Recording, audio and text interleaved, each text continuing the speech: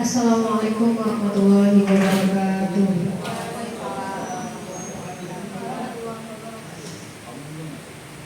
Yang terhormat kepada Menteri sebagai narasumber untuk penyebaran pemahaman dan penerapan budaya positif. Yang terhormat kepada Pak Alvin dan selaku Wakil Kepala Sekolah SD Negeri 111 Palembang, serta rekan-rekan guru yang saya hormati. Puji dan syukur kita panjatkan kehadiran Allah Subhanahu wa Ta'ala atas berkat dan karunia-Nya kita dapat berkumpul di ruang guru pada hari ini. Baiklah, untuk mempersingkat waktu, sebelum kita memulai untuk pemaparan penyebaran pemahaman dan penerapan budaya positif, akan lebih baiknya kita memulai acara ini dengan melafazkan basmalah. Bismillahirrahmanirrahim. Melanjut ke acara selanjutnya yaitu kata sambutan yang akan disampaikan oleh Wakil Kepala Sekolah, yaitu kepada Pak Alvin. Kami persilakan.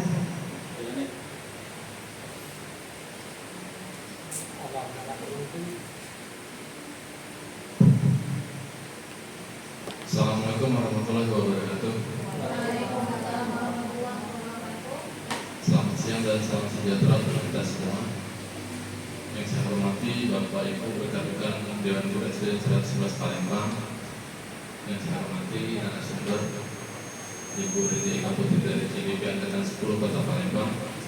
Alhamdulillah, puji dan syukur kita panjatkan kehadirat Allah Subhanahu wa Ta'ala karena kita masih diberikannya kesempatan dan kesehatan untuk menghadiri kegiatan kita pada siang hari ini. Salawat dan salam mereka senantiasa kita panjatkan kepada junjungan kita Nabi Agung Nabi Muhammad Sallallahu Alaihi Wasallam yang syafaat kita harapkan pada yaumil akhir nanti. Baiklah Bapak Ibu, pada kesempatan ini izinkan saya menyampaikan permohonan maaf dari Ibu Kepala Sekolah karena pada waktu yang bersamaan beliau harus pergi ke PKPSDN Kota Palembang karena ada urusan terkait taspen beliau yang ada sedikit kendala. Mudah-mudahan dengan tidak hadirnya beliau tidak mengurangi makna dari kegiatan kita pada siang hari ini. Jadi pada kesempatan ini Bapak Ibu, rekan kita Ibu Rini Eka Putri yang merupakan peserta CGP dari Angkatan 10 Kota Palembang akan memaparkan materi tentang menyebarkan pemahaman dan penerapan budaya positif.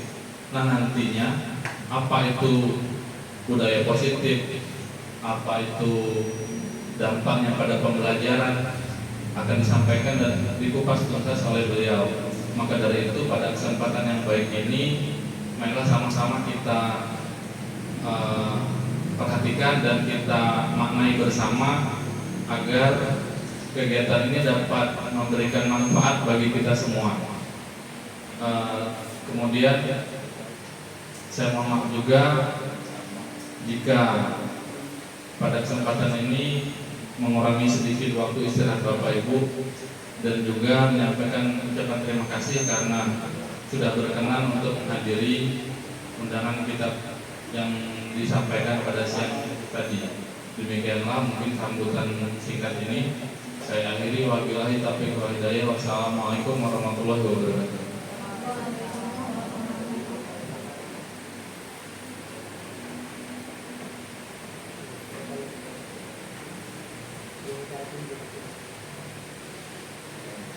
Terima kasih kepada Pak Alvin atas sambutannya.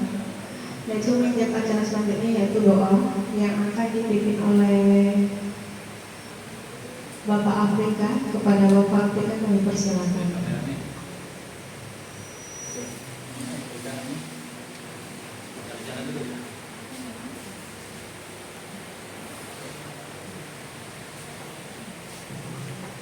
Assalamualaikum warahmatullahi wabarakatuh. Bapak Ibu, marilah kita bersama-sama berdoa semoga acara kita lancar pada hari ini. Ila hadratin Nabi Muhammad sallallahu alaihi wasallam wa azwajihi wa dzurriyyatihi al-Fatihah. Alhamdulillahirabbil alamin. Iyyaka na'budu wa iyyaka nasta'in.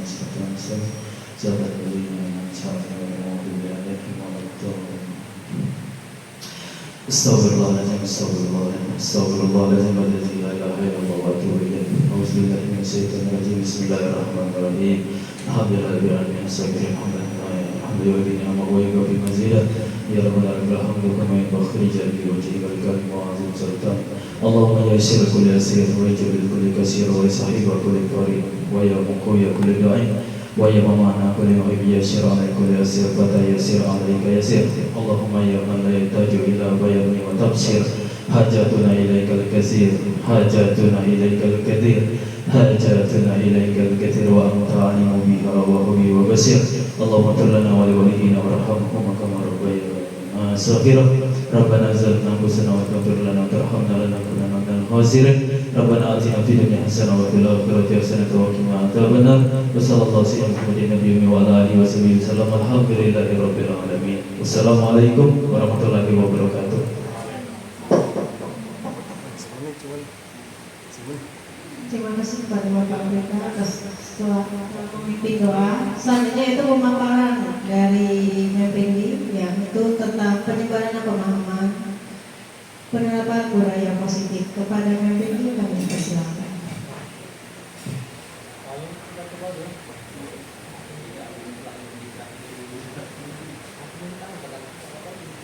Baik Bapak dan Ibu guru hebat semuanya, saya sapa lebih dahulu ya. Assalamualaikum warahmatullahi wabarakatuh.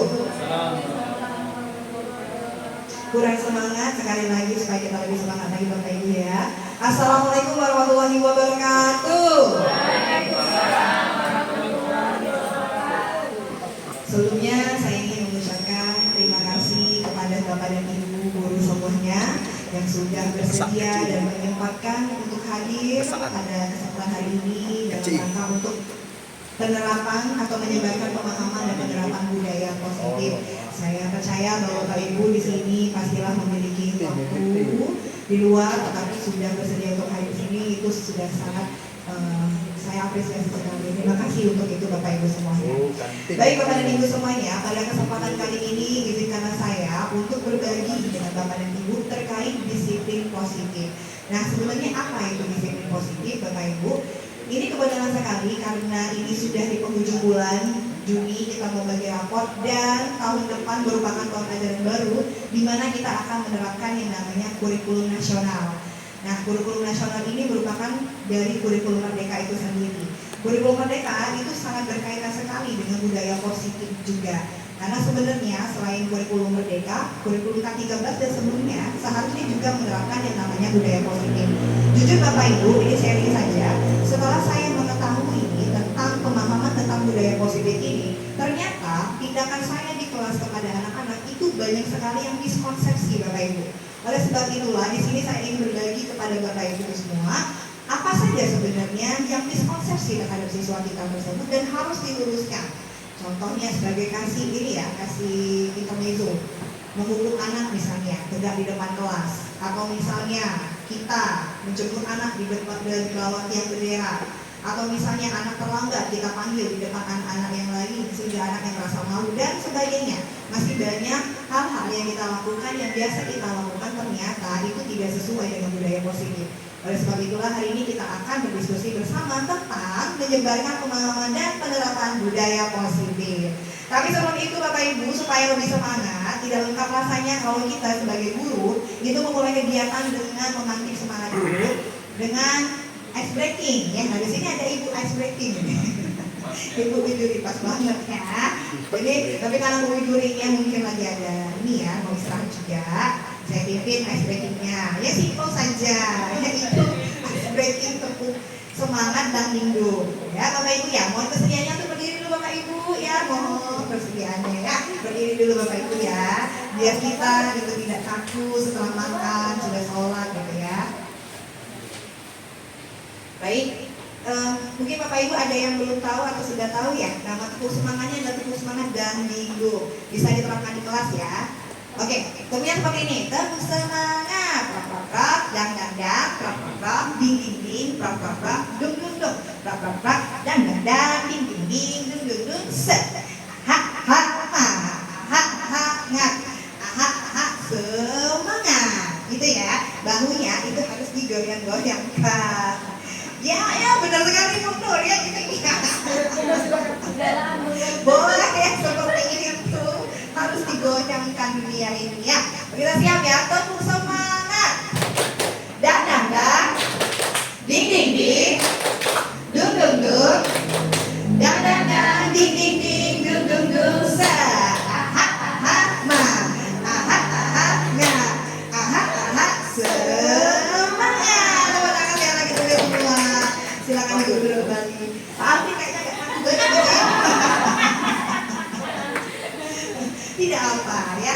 Ini Bapak Ibu, ya di sini ada rekan-rekan kita ya, ada guru konten kreator, ada juga konten kreator dari Ibu Putri dan Ibu Widuri ya, yang followernya udah sampai besar ya, banyak sekali. Itu menyebarkan ice breaking. Ternyata secara psikologis ice breaking itu perlu untuk anak-anak untuk menghasilkan hormon oksitosin dan juga dopamin di otaknya. Kalau anak hormon oksitosin, dopaminnya banjir di otak, maka tingkat fokus anak-anak itu akan bagus. Tapi kalau misalnya kita baru datang ke sekolah, gak ada yang namanya ice breaking, siapa tahu anak tersebut misalnya begadang, hormon melatonin yang masih banyak, banjir di otak, akhirnya masih mengantuk. Nah itu yang gak baik untuk belajar. So sebelum kegiatan mulai belajar, kita harus menerapkan budaya positif dengan cara ice breaking juga. Oke Bapak Ibu, kita akan nextkan ya. Nah, di dalam filosofi Ki Hajar Dewantara, bahwa guru itu diibaratkan seorang petani. Jadi petani tersebut bukan hanya menanam ya, tapi bisa menuntut tumbuhnya padi. Petani itu kan bisa memperbaiki tanah, dirawat, dituntun, dilihat perkembangannya, kemudian dibasmi hamanya. Nah, kita sebagai guru itu diibaratkan sebagai seorang petani Bapak Ibu, yang bukan hanya memberikan pengajaran, ngasih ilmu, transfer, sudah. Kalau kamu nak ngerti kayo tidak sudah, kamu mau mengerti silakan, tidak ngerti ya enggak, bukan anak saya juga. Nah enggak boleh seperti itu. Tapi guru yang memang benar-benar harus memberikan pendidikan dan pengajaran seperti seorang petani tersebut. Jika guru diibaratkan sebagai seorang petani, maka tentu saja sekolah adalah ladangnya. Oke, maka sudah seharusnya guru menciptakan suasana dan lingkungan yang nyaman, aman, menyenangkan, menjaga dari berbagai hal yang tidak baik. Baik, berarti Bapak Ibu, kalau seandainya kelas kita, misalnya ada anak yang duduk ya, kalau ada kita langsung duduk rapi, kemudian anak tersebut saking takutnya dengan kita itu nggak berani ngomong, nah itu patut dipertanyakan. Atau misalnya kita pakai misal Bapak Ibu, saya dulu beranggapan bahwa untuk mendiamkan anak pakai misal itu adalah hal yang baik, tetapi ternyata sesuai filosofi Ki Hajar Dewantara itu tidak diperkenankan Bapak Ibu. Kenapa? Saat kita memberikan hal yang seperti itu bisa menyebabkan psikologis anak. Dari sisi psikologisnya adalah anak tersebut merasa trauma, kemudian anak tersebut merasa takut dengan kita, bukan merasa segan, takut Bapak Ibu. Waktu belajar akhirnya gugup dan mereka tidak percaya diri. Hal ini akan saya jelaskan pada saat di posisi kontrol seorang guru. Jadi sebaiknya kita sebagai guru mengkondisikan kelas itu harus menyenangkan terlebih dahulu. Kalau nggak menyenangkan jangan Bapak Ibu, karena tempatnya anak-anak itu belajar harus menyenangkan dulu. Baik, lingkungan yang aman dan nyaman akan menumbuhkan kebiasaan yang baik dan akan menjadi sebuah karakter yang akan membentuk budaya positif. Sekarang pertanyaannya, apakah hubungan antara menciptakan suasana yang positif dengan proses pembelajaran yang berpihak pada murid?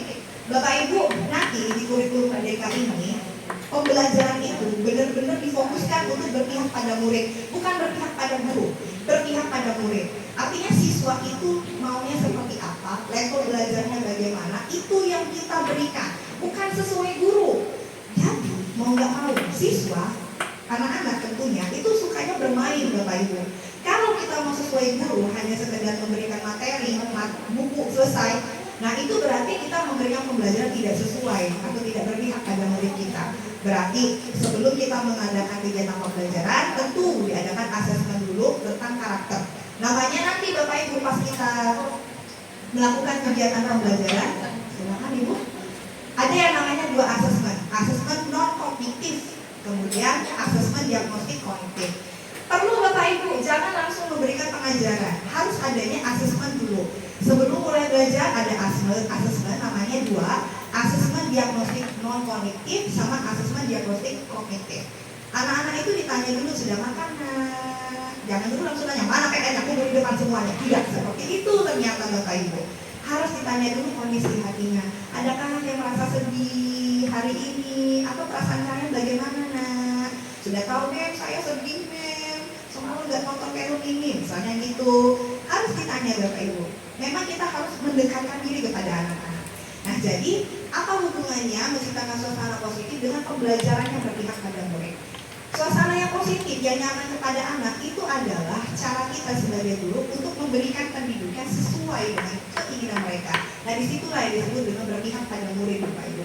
Bukan berpihak pada guru, bukan berdasarkan guru Bapak Ibu ya, nggak bisa. Seperti ini aja lah pembelajarannya. Oh nggak bisa lagi kalau zaman sekarang Bapak Ibu.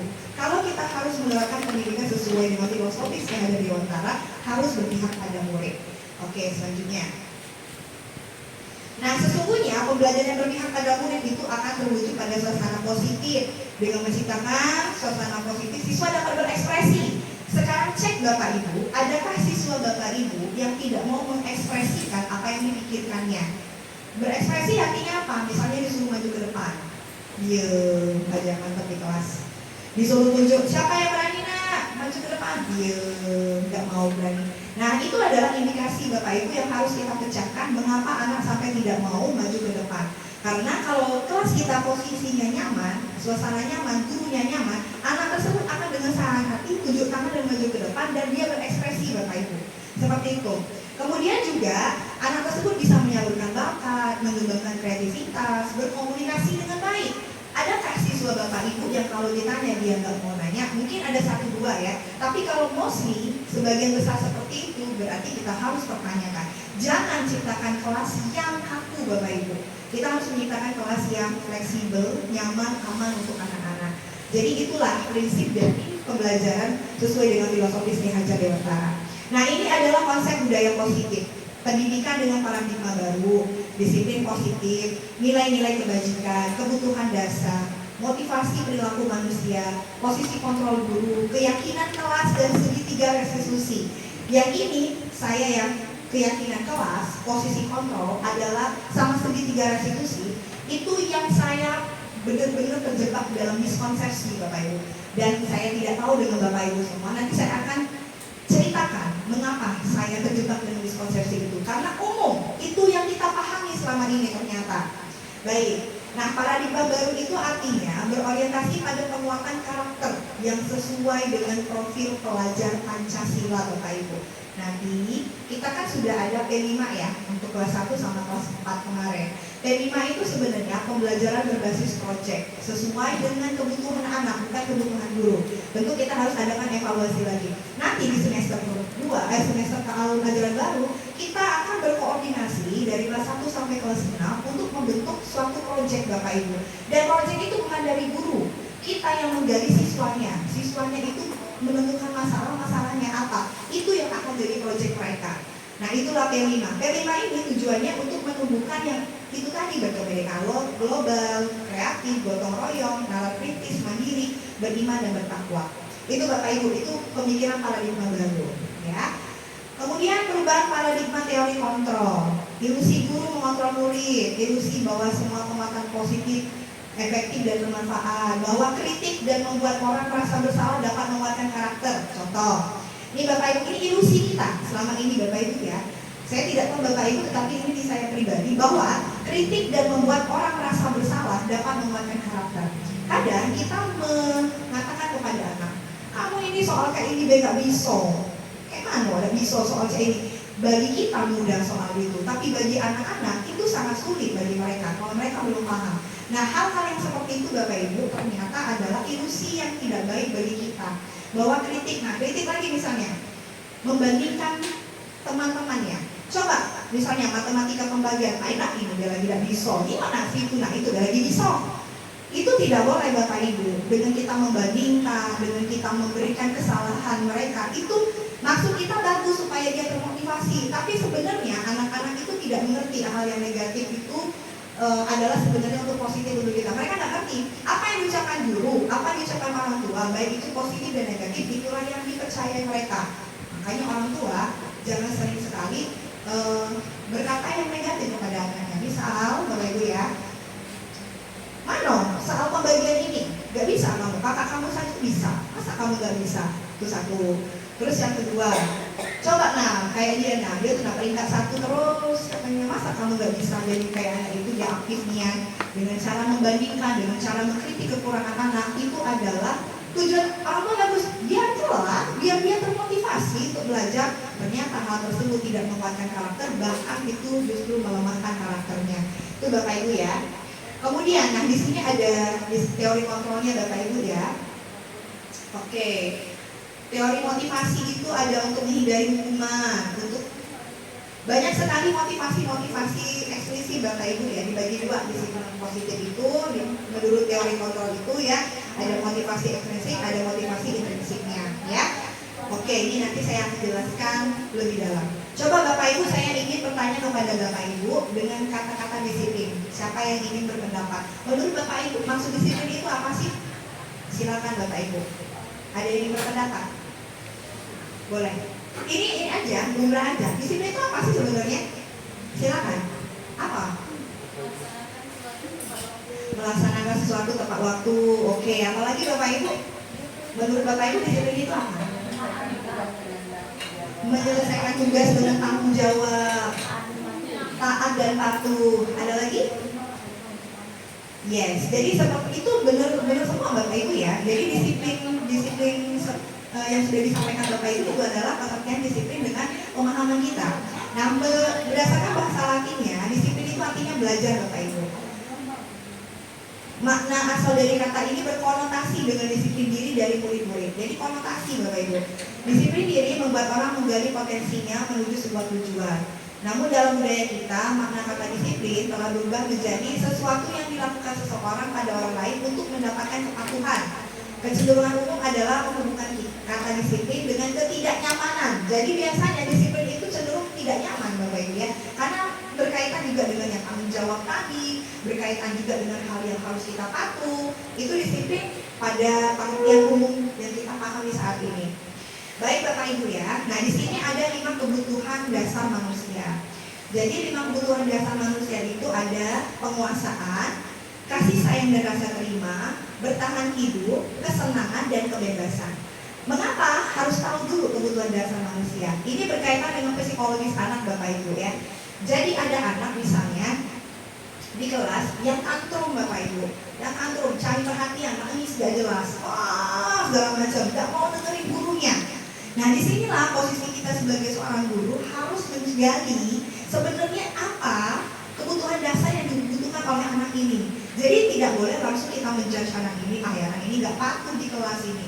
Gak boleh kita seperti itu, tetapi kita harus gali terlebih dahulu sebenarnya ada apa, mengapa dia bisa tantrum. Ternyata setelah digali misalnya anak ini tantrum, contoh ya kalau saya sendiri, seperti ada anak Kenzo yang orang tuanya, ibunya sudah tidak ada, ternyata di kelas suka tantrum menangis. Itu kalau misalnya dia nggak memperhatikan pelajaran tapi dia nangis saja tiba-tiba. Saya tanyakan kenapa? Ternyata dia ingat ibunya, dia kangen sama ibunya. Nah di saat itulah ternyata kasih sayang, kebutuhan dasar berupa kasih sayang tadi yang dia butuhkan. Nah kita sebagai guru walaupun memang tidak bisa menjadi orang tua seutuhnya bagi mereka, setidaknya kita bisa memberikan rasa kasih sayang yang bisa mungkin tidak bisa menggantikan tapi bisa menambah di perasaan anak tersebut. Jadi Bapak Ibu perlu kita pahami 5 dasar kebutuhan manusia ini. Oke. Selanjutnya adalah motivasi perilaku.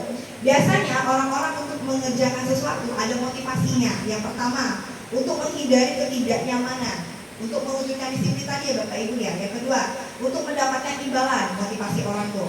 Yang ketiga, untuk menjadi orang yang mereka inginkan dan menghargai diri sendiri dengan nilai-nilai yang mereka percaya. Contoh, Bapak Ibu pernah nggak ya anak-anak misalnya kerjakan ujian atau orang tuanya juga sama, itu pasti yang ditanya benernya berapa, anak saya dapat berapa, itunya berapa, nilainya berapa.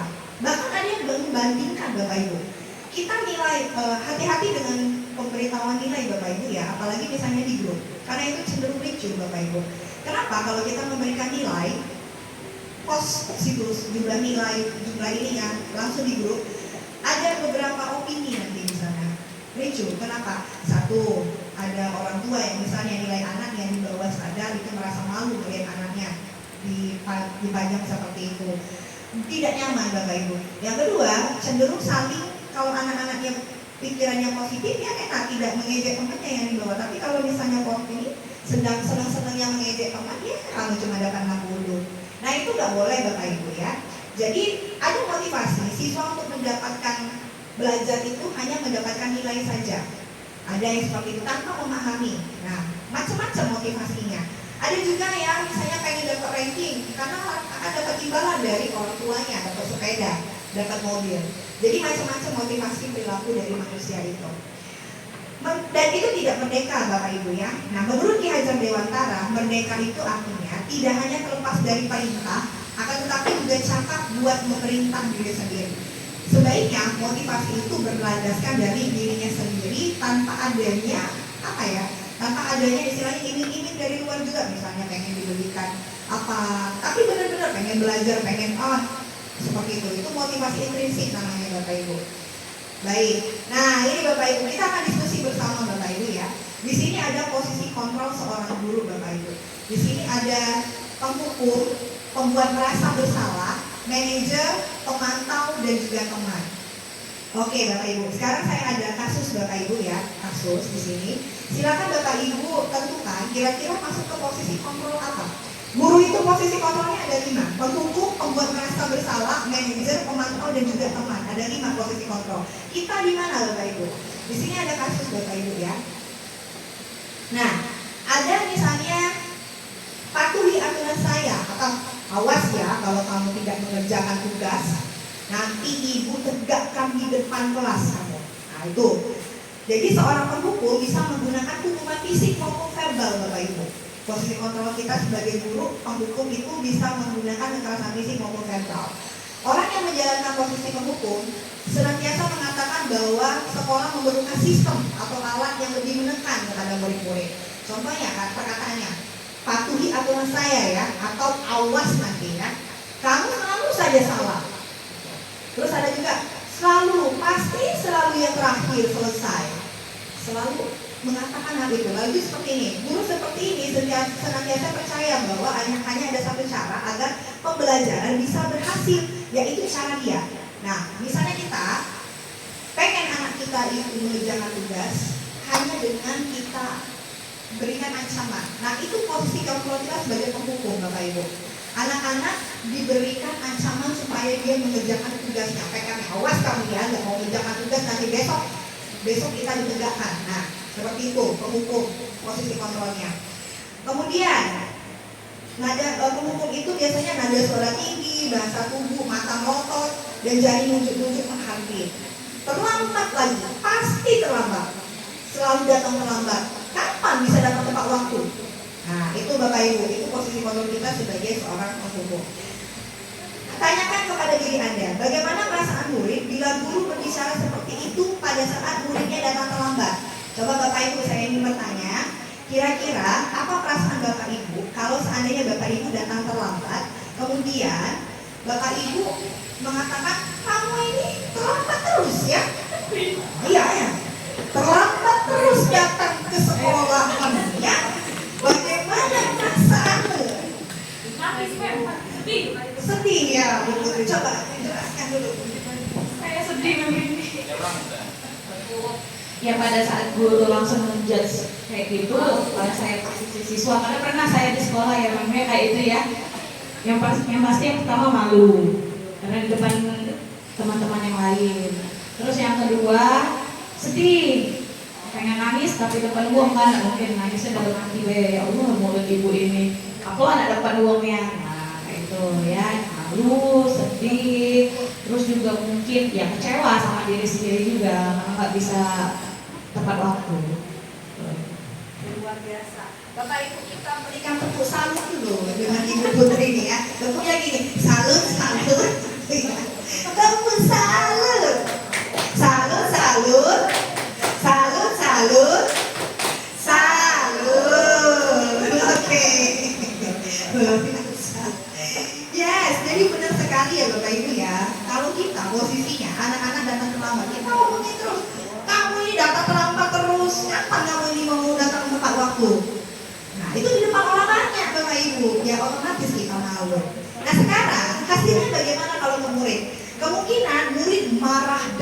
dendam Bapak Ibu. Benar kan? Tadi Bu Putri bilang, kenapa Ibu ini harus ngomongin depan orang banyak? Itu pasti tandai kamu. Nah, kalau ditandai kan agak kayak mana gitu kan? Itu kan bisa pengalaman pribadi kita juga ya Pak Putri ya? Iya. Salah ini ya. Aduh. Jadi kemungkinan murid marah dan mendendam atau bersifat agresif Bapak Ibu. Bisa jadi sesudah kembali duduk, murid tersebut akan mencoret-coret bukunya. Ada yang seperti itu Bapak Ibu, coret-coret bukunya. Kesel, marah Bapak Ibu ya. Kemudian juga atau meja tulisnya itu lebih buruk lagi tuh. Biasanya ditulisin, babynya juga gitu ya. Sepulang sekolah, murid melihat motor atau mobil Bapak Ibu guru dan akan menggores kendaraan tersebut dengan paku. Ada yang seperti itu Bapak Ibu. Jadi kita harus berhati-hati Bapak Ibu untuk mengingatkan anak kita. Kalau kita tidak menghargai perasaannya, maka mereka pun tidak akan sungkan akan mendendam Bapak Ibu. Jadi itu kalau posisi kontrol sebagai penghukum. Selanjutnya membuat merasa bersalah itu gimana nih membuat merasa bersalah? Contohnya ya, pada posisi ini biasanya guru akan bersuara lebih lembut. Pembuat merasa bersalah akan menggunakan keheningan yang membuat orang lain merasa tidak nyaman, bersalah atau rendah diri. Kata-kata yang keluar dengan lembut akan seperti ini. Putri, ibu sangat kecewa. Kemudian terlalu kamu Putri ya. Berapa kali ibu harus memberitahu kamu ya? Di posisi ini, coba gimana coba kalau orang tua kamu tahu kalau kamu berbuat begini? Nah itu sebenarnya dia pelan Bapak Ibu, tapi ngomongnya gitu. Raden, ibu kecewa berat sama kamu Raden. Kamu selalu melakukan ini. Gimana orang tua kamu nanti? Itu sekarang saya mau tanya loh, Bapak Ibu coba. Memang suaranya lembut, hening, tapi langsung dalam banget. Nah, ada yang berekspresi nggak Bapak Ibu? Yang memberikan opini. Menurut Bapak Ibu, bagaimana perasaan Bapak Ibu saat ada guru yang mengatakan hal yang demikian? Silakan. Ada? Silakan. Nah, Miss Yani, bagaimana? Kalau misalnya guru tersebut mengatakan kepada siswa, memang dengan suara lembut, tapi dia bilang, ibu kecewa sekali dengan kamu. Kenapa kamu melakukan itu terus? Bagaimana orang tua pasti malu dengan kamu? Nah, kalau ibu misalnya diberitahu seperti itu, gimana perasaannya? Pastinya saya akan merasa sedih ya. Saya akan menyalahkan diri saya sendiri. Kenapa saya jadi seperti ini keadaannya? Jadi istilahnya anak itu akan kurang percaya diri. Kemudian dia sama temennya dia jadi malu. Akhirnya dia menutup diri. Pokoknya dia akan mengasingkan diri dari teman-temannya karena dia pernah dipermalukan di depan teman-teman atau di umum gitu. Kita kasih tepuk uang dulu Bapak Ibu ya. 1, 2, 3. Kita kasih W, kita kasih O, kita kasih W. Wah, Bapak Ibu untuk ini luar biasa sekali ya. Jadi benar ya Bapak Ibu ya, kalau misalnya kita di posisi pembuat merasa bersalah, memang lembut suara itu, tapi nyelekit Bapak Ibu ya. Itu nusuk sekali dan itu bahkan bisa lebih ingat bagi anak-anaknya. Nah sekarang hasilnya bagaimana? Hasil murid akan merasa bersalah telah mengecewakan ibu atau bapak gurunya. Murid akan merasa menjadi orang yang gagal benar dan tidak sanggup membahagiakan orang lain. Kadangkala sikap seperti itu lebih berbahaya dari sikap menghukum Bapak Ibu. Itu lebih berbahaya karena dia memberitahunya lebih dengan halus dan itu bakal lebih masuk Bapak Ibu. Jadi itu kalau kita membuat merasa bersalah. Tapi ada posisi guru sebagai teman Bapak Ibu. Silakan ya. Teman itu seperti ini. Guru pada posisi ini tidak akan menyakiti murid, namun akan tetap berupaya mengontrol murid melalui persuasi Bapak Ibu. Posisi teman pada guru bisa negatif ataupun positif. Kalau positif ada hubungan baik yang terjalin, tetapi kalau negatif itu posisinya tidak baik dengan siswanya. Contoh posisi guru sebagai teman. Ayo bantulah demi bapak ya, atau ayo ingat tidak bantuan bapak selama ini. Ya sudah kali ini tidak apa-apa, nanti ibu bantu bereskan. Nah itu teman Bapak Ibu ya. Kemudian itu yang positif ya, ada yang negatifnya. Hal negatif dari posisi teman adalah bila suatu saat guru tersebut tidak membantu, maka murid akan kecewa. Nah ini kalau terlalu kita ini banget sama siswa kita ya. Misalnya seperti ini. Saya pikir bapak ibu, saya pikir bapak teman saya. Dan murid itu merasa kecewa karena apa yang diinginkan dari gurunya itu tidak didapatkan. Hasilnya apa bapak ibu? Murid akan merasa senang dan akrab dengan guru ini. Kalau yang positif. Tapi kalau misalnya yang negatif, murid menjadi tergantung pada gurunya bapak ibu. Bila ada masalah, dia merasa bisa mengandalkan guru tersebut. Hati-hati dengan posisi teman bapak ibu. Bisa jadi kita tempat menggantung anak tersebut jadi anak mandiri, bisa jadi dengan teman tersebut kita bisa mempengaruhi anak tersebut untuk hal yang positif. Oke, nah pemantau bapak ibu, posisi pemantau yang bagaimana? Memantau berarti mengawasi. Pada saat kita mengawasi, kita bertanggung jawab atas perilaku orang yang kita awasi ya. Contohnya kata-katanya, peraturannya apa? Apa yang sudah kamu lakukan? Apa yang sudah kalian lakukan di kelas? Nah itu pengawas. Seorang pemantau sangat mengandalkan penghitungan, catatan, data yang dapat digunakan sebagai bukti atau perilaku seseorang. Posisi ini akan menggunakan stiker bapak ibu. Strip catatan, daftar cek. Nah itu biasanya posisi sebagai pemantau. Contoh ya, guru, ada guru nih. Abi, teman kamu jam berapa kita mulai? Kata Abi, tahu pak, guru. Kamu terlambat 15 menit. Apakah kamu sudah mengerti konsekuensi yang harus dilakukan bila terlambat? Adi, paham pak, saya harus tinggal kelas pak, jam istirahat nanti dan mengerjakan tugas ketinggalan saya. Iya benar, nanti pada saat jam istirahat kamu harus tinggal di kelas untuk menyelesaikan tugas. Sekarang bagaimana posisinya sebagai murid, apa yang akan dirasakannya? Murid memahami konsekuensi yang harus dijalankan karena telah melanggar salah atau peraturan. Guru tidak menunjukkan suatu emosi yang berlebihan, menjadi marah, merasa bersalah. Murid tetap dibuat tidak nyaman, yaitu dengan harus tinggal kelas pada waktu jam istirahat dan mengerjakan tugas. Guru tetap harus memantau murid pada saat mengerjakan tugas. Jadi karena dia itu mengerjakan sesuatu yang salah, disuruh mengerjakan lagi, maka disitulah guru bertindak lagi sebagai seorang pemantau, ya. Itu guru sebagai pemantau. Nah yang terakhir adalah manajer bapak ibu. Apakah kita di posisi ini bapak ibu manajer? Dan apakah kita sebagai guru harus sesuai dengan posisi manajer atau boleh juga sebagai teman, boleh juga sebagai pendukung, atau boleh juga sebagai itu tadi ya, apa satu lagi? Apalagi satu lagi tadi? Membuat rasa bersalah. Nah, oke lanjut. Posisi terakhir manajer adalah posisi di mana guru berbuat sesuatu bersama dengan murid, mempersilahkan murid, mempertanggungjawabkan perilakunya, mendukung murid. Kemudian seorang manajer telah memiliki keterampilan di posisi teman maupun pemantau. Nah, jadi manajer itu sudah tahu posisi teman dan juga pemantau. Contohnya, apa yang kita yakini dah? Nah, keyakinan kelas tadi bapak ibu, apa yang kita yakini? Apakah kamu meyakininya? Jika kamu meyakininya, apakah kamu bersedia memperbaikinya? Apa rencana kamu untuk memperbaiki hal ini?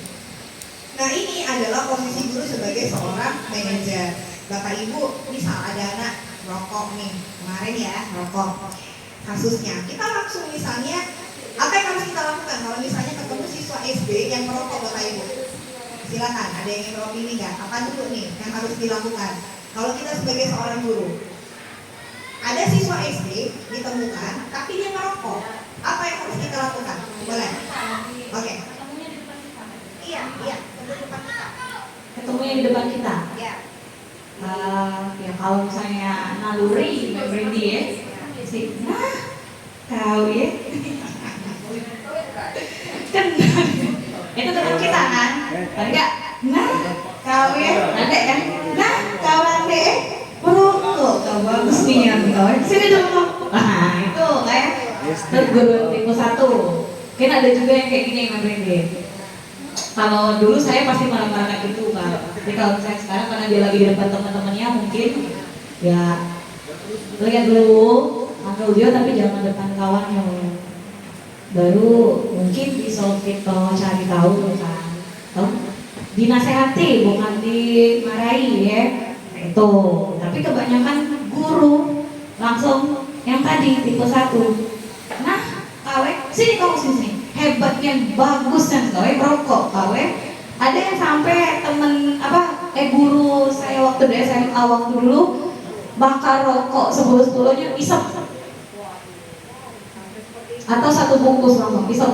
Ada guru yang menghukum dengan siswanya ketahuan rokok kayak gitu. Itu memang yang dilakukan. Kebanyakan ya yang saya tahu ya. Luar biasa. Kita bertepuk tangan dulu untuk Bu Putri, Bapak Ibu ya, luar biasa. Ada lagi yang ingin berpendapat Bapak Ibu kalau seandainya di depan mata Ibu ada yang merokok, apa yang akan Ibu akan lakukan? Oke, silakan Seni. Kalau saya bagi ya, misalnya ini terjadi di lingkungan sekolah kita, anak didik kita sendiri. Pertama itu mungkin kita panggil depan mata, kemudian kita selidiki dulu bagaimana kondisi anak ini, internalnya itu, lingkungan dia di rumah itu bagaimana. Apakah lingkungan dia di rumah bahkan ayahnya sendiri merokok misalnya, itu masih lumrah ya. Misalnya ayahnya merokok, terus dia memperbolehkan juga anaknya, ya kan ada yang terjadi seperti itu, bahwa rokok itu dianggap biasa. Jadi pertama tindakannya ya kita panggil dulu, kita tanya dulu latar belakangnya bagaimana, baru kemudian kita bisa ambil tindakan selanjutnya. Misalnya kalau memang hal itu terjadi di rumah, tidak apa-apa Bu, bapakku rokok, pernah bapakku ini mau rokok, bapakku dia marah. Misalnya memang dari orang tuanya juga biasa baik, kita memberikan nasihat. Kalau batasan anak SD ini kan masih bisa kita racuni dengan hal yang baik pemikirannya ya. Jangan nak, rokok ini kan gak baik untuk kesehatan. Kamu itu masih usia dini. Kau galak gak jadi polisi, galak gak jadi tentara, galak gak jadi dokter. Itu kau harus punya badan yang sehat. Pokoknya kita racuni dengan nasihat yang baik. Kalau memang salah satu faktor itu berasal dari keluarga. Tetapi kalau memang itu dari luar, teman-teman pergaulan, ya mungkin juga kita berusaha kita komunikasi dengan orang tuanya. Kita kasih tahu bahwa anak ini begini loh kalau tingkah lakunya di sekolah. Jadi kita itu bisa mengajak orang tuanya berkolaborasi bagaimana untuk mencari solusi anak ini, begitu mungkin nanti. Sekali lagi tepuk tangan untuk kita. Ini Bapak Ibu luar biasa sekali ya. Jadi tadi ada dua respon ya. Tadi dari Ibu Putri ada yang responnya, oh langsung ditanyakan, kamu nggak ya rokok kamu ya, langsung kita marah. Tapi dari Miss Eni juga ada lagi respon bahwa kita gali dulu anaknya, kita cari tahu bagaimana latar belakang keluarganya, kita berbicara dari hati ke hati. Kemudian juga nanti baru kita berikan keyakinan kepada anaknya, berikan nasihat yang positif supaya anaknya itu bisa berkembang motivasi dari dirinya untuk misalnya berpikir positif dan tidak mau merokok lagi. Nah, apa yang sudah disampaikan dicontohkan oleh Miss Putri tadi bahwa ada yang misalnya satu, itu apakah masuk ke dalam posisi kontrol sebagai seorang guru, sebagai manajer? Menurut Ibu Yuri bagaimana? Atau yang lain? Tidak masuk ya? Tidak masuk ke dalam posisi kontrol sebagai manajer. Tetapi kalau yang misalnya masuk ke dalam yang pilihan kedua dan juga yang dijelaskan Miss Kenny, nah itulah posisi kontrol yang lebih baik untuk seorang guru di kelas. Kalau ada masalah, bukan hanya soal itu. Misal anak mengganggu menjahili temannya, misalnya ngatain nama bapaknya, nama bapak, Rindi, dia ngatain bapak aku terus, nama bapak. Nah, apa yang harus kita lakukan? Jangan sampai di depan anak-anak kita panggil, nah berhentilah anak, angkoi bapak terus, gitu. Ya, tidak seperti itu Bapak Ibu. Nah, di dalam posisi kontrol sebagai seorang guru, sebagai manajer, kita harus panggil anaknya. Kita akan tanyakan. Jadi kita akan, saya jelaskan namanya segitiga restitusi Bapak Ibu ya. Nah, dalam mendalami segitiga restitusi itu kita harus memposisikan diri kita boleh sebagai teman, sebagai manajer, atau juga sebagai pengawas Bapak Ibu. Tapi dan dihindari Bapak Ibu sebagai penghukum yang langsung menghukum, awas kamu ya, ketahuan kamu merokok, keluarkan kamu dari sekolah ini. Seperti itu ya. Ya bisa seperti itu ya. Wah, tetap ya Bapak Ibu ya, bisa seperti itu kan ya, ada ya Bapak Ibu ya. Jadi itu dihindari cenderung yang menghukum itu dihindari. dihindari Bapak Ibu. Sekarang kita lebih ke bagaimana kita dalami karakter anaknya, seperti itu. Baru kita berikan nasihat-nasihat, dan juga kita tumbuhkan dengan keyakinan kelas. Oke Bapak Ibu, itulah posisi kontrolnya ya. Posisi kontrol ini Bapak Ibu ada 5 tadi. Boleh kita sebutkan bersama-sama Bapak Ibu posisi kontrol guru. Yang pertama sebagai apa? Penghukum. Yang kedua apa Bapak Ibu? Pembuat rasa bersalah. Baik, tapi nyelekit Bapak Ibu ya. Yang ketiga, terakhir yang manajer. Yang ketiga tadi sebagai teman. Yang keempat sebagai pengawas. Dan yang kelima sebagai manajerial. Usahakan Bapak Ibu berkisar di antara sebagai manajerial, kemudian teman, dan juga sebagai pengawas gitu. Tapi kalau penghukum dan juga pembuat rasa bersalah sebaiknya dihindari Bapak Ibu ya. Nah sekarang apa yang disampaikan oleh Miss Yeni dan Miss Putri tadi itu berkaitan dengan keyakinan kelas. Bapak Ibu, nanti di tahun ajaran baru Bapak Ibu, jangan kita nanti seperti ini tumpah-tumpah langsung. Nah, oke kita perkenalan dulu selesai perkenalan langsung buka bukunya pada halaman sekian kita belajar mulai bab 1. Enggak boleh seperti itu Bapak Ibu. Kenapa? Yang pertama seperti yang saya sampaikan tadi, kita ciptakan kelas kita nyaman, aman, kondusif. Apalagi kalau misalnya kita anaknya ribut terus ini ngatoin terus, apalagi ngatain kita. Sampai kita ambil sapu, kita patahkan sapu depan anak itu. Nah jangan Bapak Ibu. Itu trauma Bapak Ibu. Jangan sampai kita trauma ya, jangan. Jadi harus kita kondisikan teman anak-anak dulu. Misal ya, anak kelas 1, anak kelas 2, kita belajar nyanyi gitu ya. Apa nah gitu kan. Ramah, nyaman. Oh ibu gurunya nyaman ya, ramah ya. Tapi kalau baru datang ya. Kamu di belakang. Apa itu? Ya. Jangan Bapak Ibu ya. Langsung duduk yang serentak Bapak Ibu. Kita nggak relevan lagi seperti itu. Memang kita perlu tegas, tapi kalau kita memberikan atau menunjukkan yang seperti itu nggak relevan lagi zaman sekarang Bapak Ibu ya. Orang tuanya nanti, ya kita nggak tahu nih ya kemana sampai kita terlihat siapa yang tahu. Ibu-ibu galaknya tidur, nah bahaya. Nah Bapak Ibu, jadi sebelum kita memulai kegiatan pembelajaran, sebaiknya kita ciptakan suasana kelas yang nyaman. Untuk suasana kelas yang nyaman harus ada yang namanya keyakinan kelas Bapak Ibu. Apa pula keyakinan kelas? Jujur saya nggak tahu Bu keyakinan kelas awalnya. Ternyata itu penting sekali ternyata. Kita selama ini beranggapan bahwa peraturan di kelas. Ternyata kalau peraturan itu kita yang buat, kehendak itu, ya kehendak diri kita sendiri yang diharuskan kepada anak-anak. Kalau keyakinan berbeda Bapak Ibu, silakan usulan. Selamat datang kepada usulan. Oke, jadi kalau keyakinan berbeda, kita minta anaknya pengen kelasnya bagaimana Bapak Ibu, dan tidak usah banyak-banyak. Kalau anaknya banyak dibukin, kita pilih contoh. Ada anak, bagaimana kelasnya? Kita pengen gimana anak belajar ke depannya? Nyanyi-nyanyi nih. Oke, menyenangkan ya berarti kalau nyanyi-nyanyi ya. Oke, apalagi pengen apa? Bersih nih. Oke, kelas kita bersih ya. Berarti kita pengen kelasnya bersih ya. Apalagi nak pengen apa nak? Kelasnya nggak ribut nih. Oke, kita pilih nama lain kerennya itu bahasanya kondusif ya anak-anak ya. Oke, apalagi nggak kata-katain. Berarti menghargai teman ya keyakinannya. Apalagi nak? Oh misalnya apa? Iya, datangnya tepat waktu gitu. Tidak boleh ada telat, jangan terlambat, misalnya jangan terlambat. Nah pertama Bapak Ibu, itu namanya kesepakatan kelas. Siswanya memberikan masukan, Bu gini, tujuannya untuk apa? Suasana kelas nyaman dulu nih, itu dulu. Sudah sepakat, ditulis papan tulis. Kan ada nih 28 anak ngomong semua misalnya. Sudah. Nanti kita pilih Bapak Ibu, tidak semuanya kita ambil, kita pilih dan hindari kata negatif seperti jangan, tidak membuang sampah.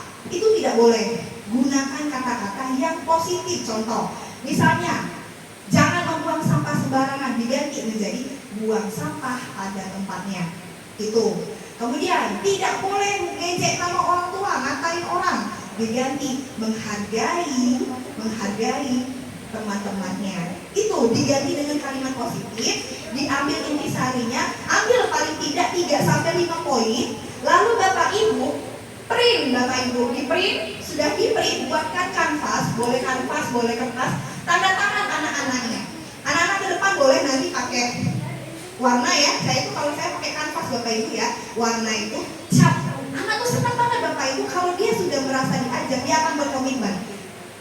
Janji ya, kita akan adakan keyakinan ini ya, jaga kelasnya bersih, tidak ribut, lempar-lempar gitu Bapak Ibu. Sudah, sebagai guru boleh dicetak pakai spanduk, ditaruh di depan kelasnya. Nah itu keyakinan kelas Bapak Ibu.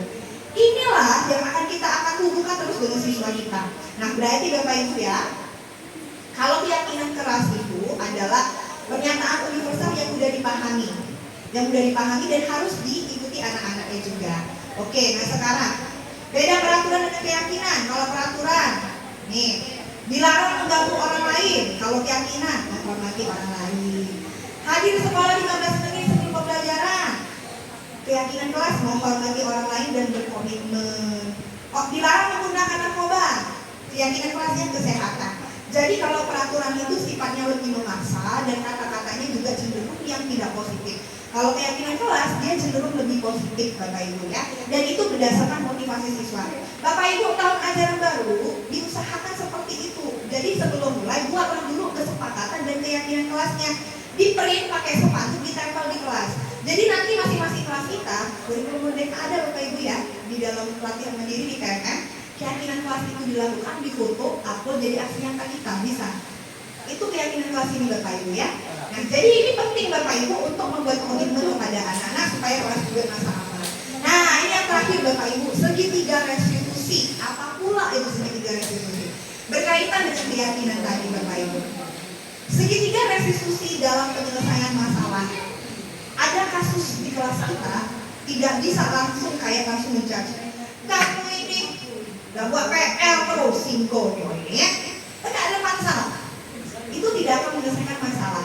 Untuk menyelesaikan masalah itu kita perlu yang namanya segitiga restitusi. Saya baru dengar ini bahasa asing ini Bapak Ibu, apa pula segitiga restitusi ini?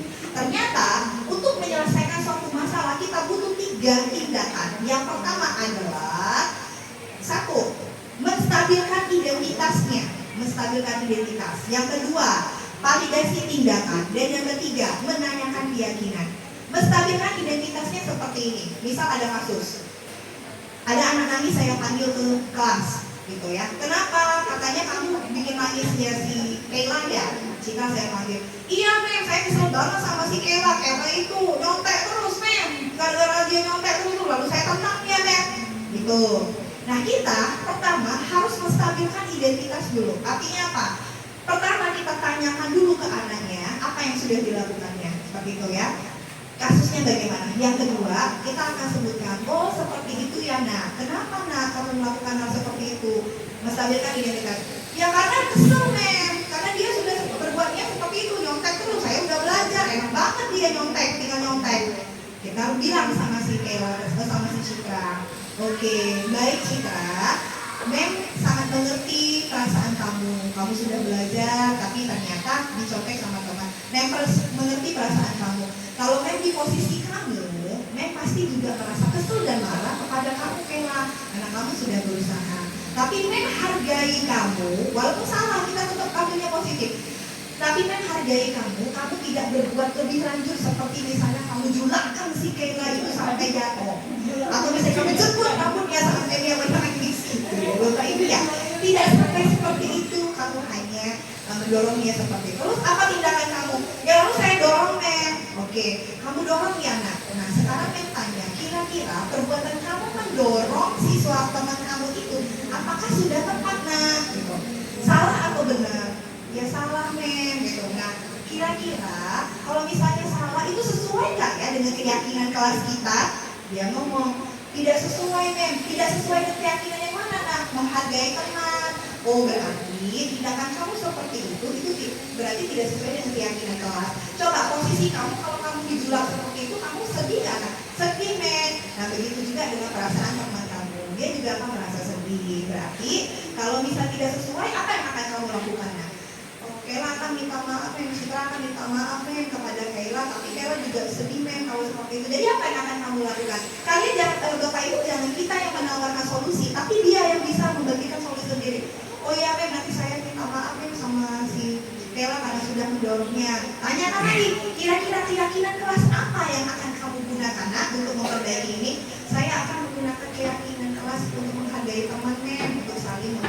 juga. Baik, boleh ya nak ya, nanti setelah ini kamu boleh panggil Kailanya dan minta maaf. Dan Kaila juga nanti dipanggil Bapak Ibu, diajak bertemu berdua. Nanti si Kaila dan Citra dipertemukan, lalu mereka saling meminta maaf. Dan usahakan jangan sampai teman di kelasnya itu sampai tahu Bapak Ibu. Usahakan di tempat sepi atau bisa kalau di kelas pelan-pelan ngomongnya. Kenapa? Karena kalau kita mempertontonkan dan memberitahu anak-anak lain terkait apa yang terjadi, anak tersebut cenderung malu seperti itu. Nah, jadi validasi tindakan yang salah adalah saya tanyakan seperti ini. Apa yang kamu lakukan tadi, Kaila dan Citra? Saya julakkan dia, Mem. Nah, itu validasi tindakan. Kemudian juga, lalu yang ketiga menanyakan keyakinannya. Tindakan salah tadi kan sudah gak bagus, sudah sesuai dengan keyakinan. Nah, itulah yang namanya tindakan menanyakan keyakinan. Dan juga menggunakan keyakinan keras sebagai solusi juga. Nah, itulah Bapak Ibu ya. Jadi di sini banyak sekali miskonsepsi yang saya pahami selama ini ternyata salah. Contoh sebagai penghukum Bapak Ibu, saya suka sekali bilang sama siswa saya, nah, Nek kasih kalian PR ya, bahasa Inggris. Ini 1 minggu kerjaannya. Kalau minggu depan kalian sampai tidak kerjakan, ya nanti ya. Ngaku Mem, Mem. Nanti Mem tegakkan kalian di depan pintu itu gak boleh masuk. Nah, seperti itu. Saya dulu seperti itu Bapak Ibu. Ternyata itu tidak boleh Bapak Ibu kalau kita seperti itu. Lalu ada lagi misalnya ya, anak ada kesalahan. Kita umumkan di depannya duduk di sini, misalnya mengejek sama temannya, atau misalnya goyang-goyang kursinya. Nita, apa yang kamu lakukan di sana, Nita? Seperti itu ya Bapak Ibu ya. Goyang-goyang terus kursi itu nanti patah pula Nita. Kita nggak boleh Bapak Ibu ternyata. Kita harus menyelami lebih lanjut karakter dari anak kita. Nah itulah Bapak Ibu ya. Jadi harapannya nanti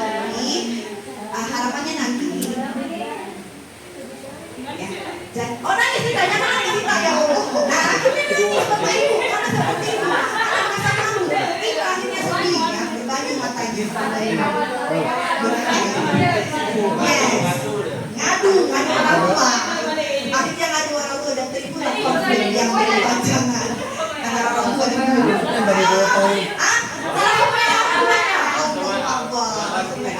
datang bapaknya ke sini Ada polisi. Baik Bapak Ibu ya, baik Bapak Ibu semuanya. Jadi saya simpulkan untuk kegiatan pembelajaran kita di tahun ajaran baru, awal yang baru, semangat yang baru, dengan suasana yang baru, kita ciptakan kelas kita yang kondusif, aman dan nyaman. Dengan cara apa? Yang pertama, kita harus memahami posisi kontrol kita. Kalau bisa kita sebagai manajer, kemudian juga sebagai teman atau juga sebagai pengawas. Yang kedua, sebelum kegiatan pembelajaran jangan langsung belajar Bapak Ibu, tapi kondisikan siswanya baik dari emosinya maupun dari pembelajarannya. Jangan nanti belajar pecahan, ternyata anak pembagian lagi nggak bisa Bapak Ibu. Nanti di kurikulum Merdeka ada yang namanya asesmen kognitif, ya Bapak Ibu harus diberikan. Nah jadi ciptakan suasana nyaman dengan memahami posisi kontrol dan juga membuat keyakinan kelas supaya keyakinan itu bisa menjadi bukan aturan, bisa menjadi keyakinan bersama yang bisa diikuti anak-anak tanpa ada rasa bersalah dan juga rasa pemaksaan. Dan terakhir, untuk menyelesaikan suatu masalah dari anak-anak, silakan Bapak Ibu menggunakan segitiga restitusi. Yang pertama adalah menstabilkan identitas siswa kita, yang kedua adalah memvalidasi tindakan yang salah, dan yang ketiga adalah menanyakan keyakinan anak-anak kita. Itulah tadi mudah-mudahan dari budaya positif tadi bisa memberikan hal-hal yang baik untuk kegiatan pembelajaran kita di depannya. Baik Bapak Ibu, begitu saja dapat saya sampaikan. Terima kasih atas segala perhatiannya dan mohon maaf atas segala kesalahan dan kekurangannya. Sebelum saya tutup, adakah pertanyaan Bapak Ibu? Ada? Ada? Oke, Ibu Fitri dulu ya. Oke, Ibu Fitri silakan. Biasanya kan kalau lagi mendengar kayak gini pengen langsung mengaplikasikannya. Ya. Tapi kadang-kadang cuma bertahan beberapa hari, beberapa minggu. Bagaimana itu bisa flashback lagi biar tetap Semangat gitu biar ya. tetap menjalankan Yang tadi dulu ya. yang tadi. Oke, luar biasa. Kita kasih tepuk tangan dulu sekali Bapak Ibu ya. Kita kasih kita kasih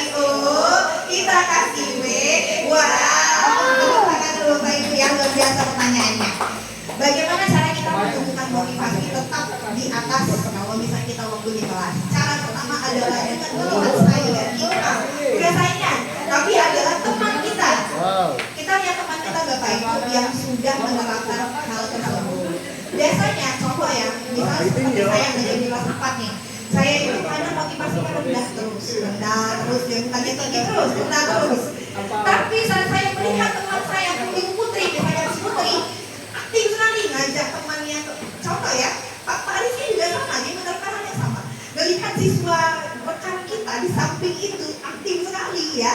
Misalnya Miss Putri ngajak keluar, anak-anaknya diajak di konten, ya diberikan belajar hal positif. Itu dalam hati, ya Allah, bagusnya, kayaknya juga seperti itu.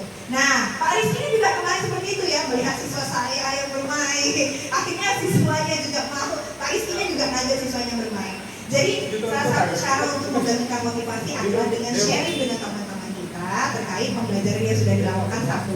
Yang kedua, memang banyak-banyak kita berdiskusi bersama terkait permasalahan-permasalahan apa yang ada di kelas. Yang ketiga adalah yang memang harus ambil diri dan tetap mencari tahu apa saja kegiatan pembelajaran yang bagus yang harus diterapkan di kelas. Dan yang keempat adalah memang seperti Bu Rini ya, saya selalu dengan Bu Rini, saya sangat selalu dengan Bu Rini. Kenapa? Karena Bu Rini sekali dia menemukan misalnya ada hal yang baru, Ibu Rini itu langsung termotivasi untuk membuat pembelajaran di kelasnya semakin menarik Bu. Sekali waktu itu ikut pembelajaran, itu sebenarnya dari motivasi saya juga. Jadi Bu Rini ikut pelatihan tentang pedagogi waktu itu, setelah dapat ilmu, Bu Rini itu langsung diterapkan. Jadi nggak tunggu lagi Bu, dia motivasinya terjaga. Dia beli proyektor, dia menerapkan model pembelajaran di kelas.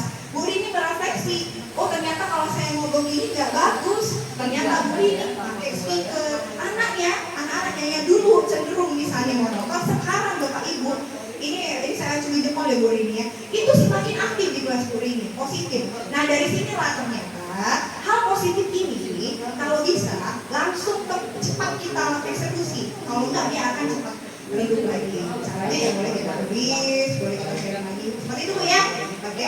Oke, mungkin itu saja Bapak Ibu yang akan saya sampaikan. Terima kasih atas perhatiannya dan mohon maaf atas segala kesalahan yang dikata. Wabillahi taufiq wal hidayah. Wassalamualaikum warahmatullahi wabarakatuh. Terima kasih Bapak Ibu ya. Jadi lalu Terima kasih Bapak Ibu atas kesempatannya Bapak Ibu.